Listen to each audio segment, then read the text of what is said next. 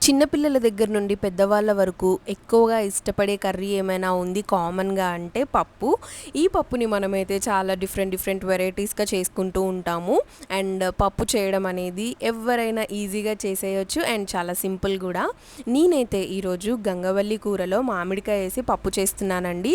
మీలో ఎంతమందికి గంగవల్లి కూర, మామిడికాయ పప్పు తెలుసు అండ్ ఎంత ఇష్టంగా మీరు తింటారు నాకైతే కమెంట్స్‌లో చెప్పేసేయండి. ఈ గంగవల్లి కూరలో అయితే చాలా హెల్త్ బెనిఫిట్స్ ఉంటాయండి. మెయిన్‌గా ఇది rich in vitamins like A, C and E ఉంటాయి. ఇందులో మినరల్స్ వచ్చేసి కాల్షియం అండ్ ఐరన్ కూడా ఉంటాయండి. అలాగే ఫిష్‌లో ఉండే ఒమేగా 3 ఫ్యాటీ యాసిడ్స్ కూడా ఈ గంగవల్లి కూరలో ఉంటాయి. మ్యాంగో ఎలాగో సీజనల్ ఫ్రూట్ కాబట్టి మనకి సమ్మర్‌లోనే మంచిగా గంగవల్లి కూర కాంబినేషన్‌లోకి మామిడికాయ వేసేసుకొని పప్పు చేసుకుంటే ఆ రుచి అనేది టాప్ నాచ్ ఉంటుందండి. చాలా అంటే చాలా యమ్మీగా ఉంటుంది.